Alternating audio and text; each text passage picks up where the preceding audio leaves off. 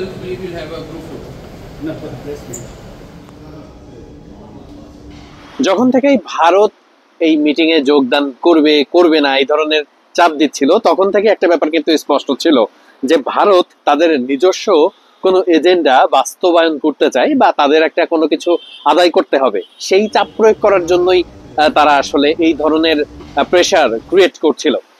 ঠিক সেটা কিন্তু বোঝা গেছে গতকালকে রাতে যখন ভার্চুয়ালি ভারত যোগদান করার ব্যাপারটা নিশ্চিত হয়, তারপর পরে আসলে আলোচনা শুরু হয় এটা নিয়েই যে তাহলে এই মিটিং এ এমন কোনো কিছু হতে যাচ্ছে যেটি আসলে ভারত আদায় করতে চেয়েছে এসিসির এই সভা থেকে। যেটি আসলে সর্বশেষ আপডেট সেটি হচ্ছে আপনারা ইতিমধ্যেই জেনে গেছেন যে এশিয়া কাপ আয়োজন হচ্ছে এবং সেটা আবুধাবি দুবাই অর্থাৎ সংযুক্ত আরব আমিরাত নিউট্রাল ভেন্যুতে রাখা হচ্ছে। সেটি কেন সেখানে যাচ্ছে সেটির আলাপ আমি একটু পরেই করছি, বাট ভারতের এখানে যে মূল এজেন্ডা সেটি হচ্ছে যে এসিসির কিন্তু ভাইস প্রেসিডেন্ট নির্বাচনটা এখনো সম্পন্ন হয়নি, সেই নির্বাচন নিয়েই আসলে মূলত ভারতের মূল আগ্রহের জায়গাটা ছিল।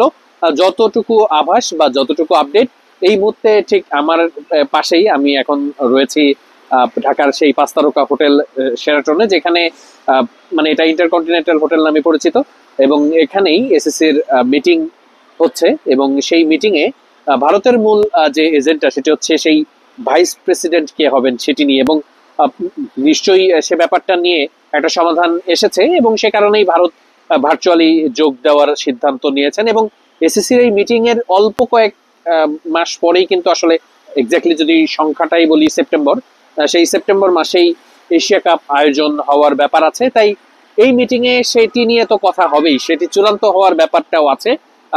সংবাদ মাধ্যমে অনেক জায়গায় 5 তারিখে শুরু হতে পারে, অনেক জায়গায় বলা হচ্ছে 10 তারিখে শুরু হতে পারে।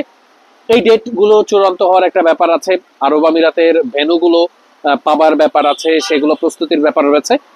এই সব কিছুর আয়োজন এসিসি আসলে করছে এবং সেই জায়গাটাতে এইবারের মনে রাখা উচিত যে এবারের আয়োজক দেশ কিন্তু ভারত। এবং যেটি বলছিলাম যে ভারত কেন দুবাইয়ে সেটি আয়োজন করতে চায়, এই একই টাইমে আসলে মেয়েদের বিশ্বকাপও আছে ভারতে এবং ওই সময়টাতে ভারত প্রথম থেকেই চেয়েছিল যে এবারের এশিয়া কাপটা অন্য কোনো ভেন্যুতে আয়োজন করতে, কিন্তু আয়োজনটা করবে ভারত। যেহেতু পাকিস্তানের আয়োজনের একটা ব্যাপার আছে, অর্থাৎ মানে পাকিস্তানের অংশগ্রহণের একটা ব্যাপার রয়েছে। আমরা জানি যে ভারত পাকিস্তান পলিটিক্যাল ইস্যু খুব বড় আকার ধারণ করেছে ভারত পাকিস্তান যুদ্ধের পরে, এবং সেই জায়গাটাতে আসলে পাকিস্তান যাতে অংশগ্রহণ করে, কারণ এই জায়গাটাতে ভারত পাকিস্তানের ম্যাচ হওয়াটা খুবই গুরুত্বপূর্ণ। অনেক আগেই কিন্তু এই টিভি সত্ত্ব বলেন, স্পন্সরশিপ বলেন, সেগুলো থেকে এসিসি টাকা ইতিমধ্যেই নিয়েছে।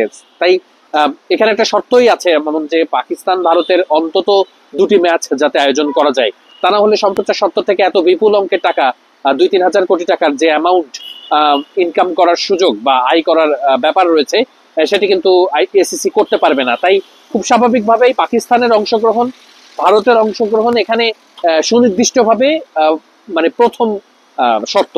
তাই পাকিস্তান এখানে যখন আয়োজন করবে, অংশগ্রহণ করবে দুঃখিত, তাই খুব স্বাভাবিকভাবে পাকিস্তানের অংশগ্রহণ নিশ্চিত করতেই আরব আমিরাত নিউট্রাল ভেন্যু সেই জায়গাটাতেই আয়োজিত হতে যাচ্ছে এবং দুবাই মূল ভেন্যুর পাশাপাশি আবুধাবি সেখানেও ম্যাচ গুলো হবে এবং ফিক্সার নিয়ে আসলে অনেক সিদ্ধান্ত আসতে পারে। আমরা খুব স্বাভাবিকভাবেই এটা কিন্তু খুব এক্সপেক্টেড যে ভারত পাকিস্তান একই গ্রুপে থাকবে এবং এশিয়ার আর 2 পরাশক্তি শ্রীলঙ্কা বাংলাদেশ অপর গ্রুপে থাকার সম্ভাবনায় আছে। এই যেমনটা এশিয়া কাপের এর আগের বারের ফিকচারও আমরা দেখেছি। এগুলো নিয়ে আসলে চূড়ান্ত সিদ্ধান্ত কিন্তু এসিসির এই মিটিং থেকে আসতে পারে, হয়তোবা অনেক সময় এই আলোচনাগুলো পরবর্তীতে প্রকাশ পাবে। বাট আজকের এসিসির মিটিং এর যেটি বলছিলাম মূল এজেন্ডা হচ্ছে সেই ভাইস প্রেসিডেন্ট নির্বাচন, যেখানে ভারতীয় কেউই থাকতে পারে, যে কারণেই ভারতের এত চাপের ব্যাপারটা ছিল। এবং এর পরবর্তীতে এশিয়া কাপের যে ফিকচার, এশিয়া কাপের আয়োজনের চূড়ান্ত ফয়সালা হতে যাচ্ছে এই বাংলাদেশে ঢাকার মাটিতে আমাদের পাশেই।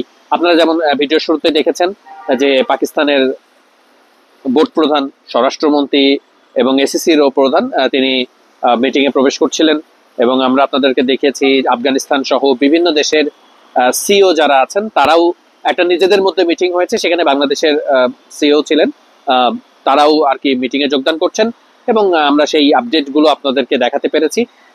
নেক্সট কোনো আপডেট এই মিটিং থেকে কি আসছে সেগুলো জানা মাত্রই আমরা আপনাদেরকে জানানোর চেষ্টা করব।